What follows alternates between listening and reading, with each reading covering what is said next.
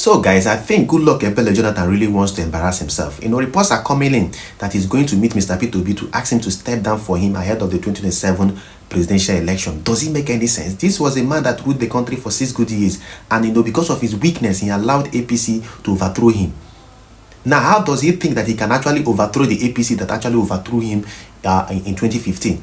A man that, after he was actually, embarrassed by the APC government, went back to start frolicking with Buhari, and he's still frolicking with what is his name, Bola Ahmed Tinubu. He has never acted strongly as the role of opposition. I've often said it here, whether you like me or you don't like me, but the fact remains that Goodluck Ebele Jonathan has never acted the role of an opposition.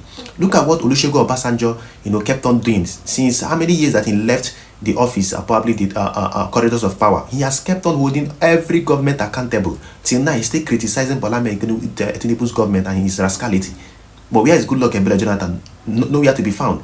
Now the Northerners, the Northern PDP caucus, are now pushing him to actually run for the 2027 presidential election, because they are afraid that if P2B emerges as the president, he might spend more than 8 years or more than 4 years in that particular position. So they've seen that Goodluck constitutionally is only allowed to stay for 4 years. So they are now pushing him, and he's buying the idea. And this is not making sense. Imagine going to meet Mr. P2B after ruling the country. After serving as the vice president and the president, he still wants to go and ask someone like Mr. P2B has not been in Aso before to step down for you. As per what? So he can rule for 4 years to fulfill the egos of the northern leaders that want you to rule for 4 years. So power can actually return back to the north, because they've actually fallen out of love with Bola Ahmed Tinubu, being the northerners. They are deceiving Goodluck Ebele Jonathan to come and vie, and not telling P2B to step down for Goodluck Ebele Jonathan. It will never happen. And I believe P2B should not, I'm going to read the proper context, should not even listen to what these people are. So I believe P2B should not even give any form of listening ear to this nonsense that they're actually telling him to do, to step down and all that. Nigeria has a very big problem. You will see someone that has been competent. What has Goodluck Ebele Jonathan done to even deserve to be re-elected again? Ever since he left power, he abandoned everything, abandoned the masses. He never spoke up for the masses. But P2B has been actively involved in everything, speaking for the masses, donating, going round and round, criticizing the government, holding them accountable, showing that he's eager and is eligible and is fit to rule the country. But like I said, they want to come and box him into a small distance so that Jonathan will come and take. No. If not for Jonathan, why is that? In fact, by now we should have had the Eastern Economic Corridors opened. As the president, he did not even open up one Eastern seaport, not even the one in the Calabar seaport, or on the seaport, or the Warri seaport and all that. No, he allowed himself. He was basically building a lot of things in the north just to please the north, so that the north can actually re-elect him and all that. And this is the same thing the north wants to do, to even use him again, because it is the northerners that actually pushing him to contest again, so they can use him and use him the way they want. It will not happen. Well, let me read the proper context for you to see what these people said. They said Jonathan's camp, PDP top shots win P2B. Let us read in proper context. They said to form a formidable opposition against the ruling All Progressive Congress APC and beat President Bola Tinubu in the 2027 election. Supporters of former President Goodluck Jonathan have started winning key aspirants to back his ambition. With the APC hierarchy endorsing President Tinubu for re-election and main opposition People's Democratic Party zoning its ticket to the south, the 2027 presidential race is panning out as a southern affair. For weeks now, a host of PDP top shots, especially from the north, have been pressuring Jonathan to join the race. Before then, some PDP bigwigs had also been wooing former Anambra State Governor and 2023 presidential standard bearer of Labour Party, Mr. P2B, to return to the PDP. Obi left the PDP in 2022 to join Labour Party and clinched the party's presidential ticket. Obi is among a host of opposition politicians supporting a grand coalition to square against the APC in 2027. He is also among those backing the African Democratic Congress ADC coalition that has the likes of former Rivers State Governor and immediate past Transport Minister Ben Rotimi Amechi, former Senior President David Mark, and former Osun State Governor Ralph Aribosala, and former Kaduna State Governor bin Malam Nasir El-Rufai.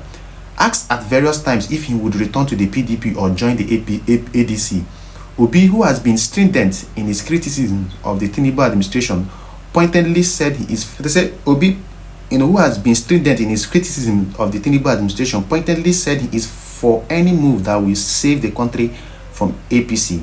Among southern politicians nursing the ambition of confronting Tinubu and Mr. P2B, Mr. Rotimi Amechi and Oyo State Governor Seyi Makinde. Now, this is Jonathan's exploratory visit. The sources told Vanguard yesterday that as part of his extensive consultation, the former President Jonathan's camp has started reaching out to key aspirants and has met P2B to step down for Jonathan.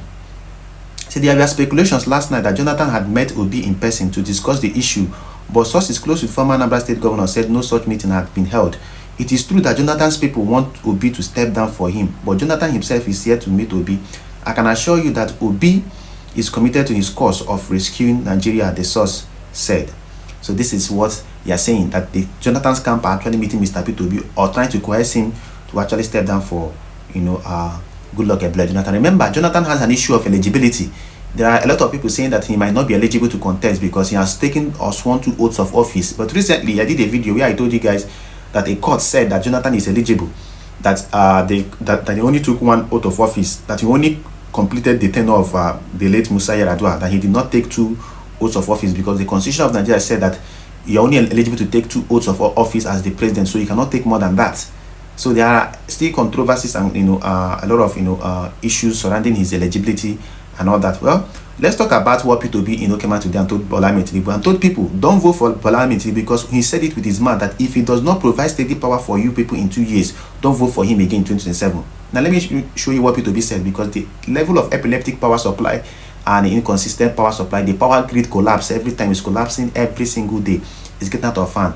So P2B said these are your words and we are holding you by your words, that the power grid, the national grid has been collapsing every single 2 days. So P2B said that lest we forget, if I don't give you constant electricity in the next 4 years, don't vote for me for a second time. This is what P2B is quoting what Tinubu said.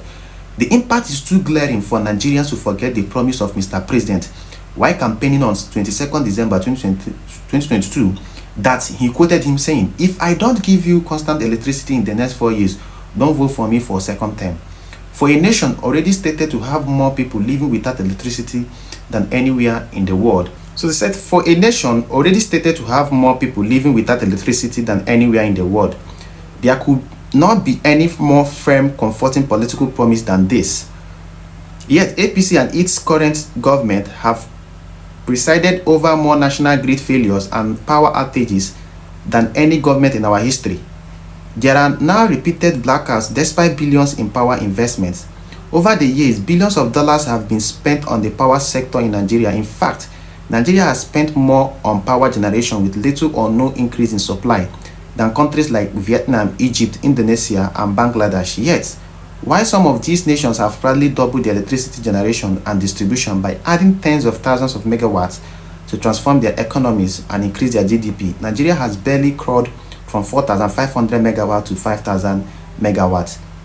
Now I want to say something, that with a GDP of about 200 billion, being the gross domestic product of about 200 billion, Nigeria, $200 billion, Nigeria has the capacity to significantly boost its economy if it invests properly in electricity. Generating even a bare minimum of 10,000 megawatts could raise our GDP by about 50%, which will unlock industrial growth and create millions of jobs. But rather than focusing on this, which will improve our economy, we are focused on coastal roads that will contribute far less to our economic growth. While factories shut down, jobs disappear, businesses collapse, and ordinary Nigerians live in darkness. Mr. President, it is time to prioritize generating and distributing more electricity to power businesses, especially SME, which will create jobs and grow the economy. P2B is actually hitting the nail on the head. You can't be kind at your so-called Calabar Lagos Coastal Highway using about 15 trillion when you are unable to provide even about 5,000 megawatts of electricity for 250 million people. It is quite shameful that in 2025 that Nigeria as a country is still a country of more than 250 million people are actually still struggling in 2025 to have steady power supply. Ghana, Egypt, South Africa, places that are even do not have their workforce or manpower or capacity are actually having steady power supply. What is now wrong with the country? Look at Ethiopia and how they created one of the biggest dams in Africa by themselves. But in Nigeria, a single politician will be embezzling hundreds of billions of dollars.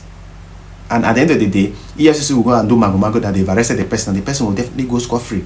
And you call this a nation, and you believe that Nigerians will be happy to survive or probably to live in such a country. So the P2B is actually telling Bola Tinubu that you said it with your own mouth, that if you don't provide steady electricity, that nobody should vote for you. That means in 2027, nobody should vote for Bola Tinubu because he has failed in his promises. And this is what politics is all about. If Nigerians are very sensible,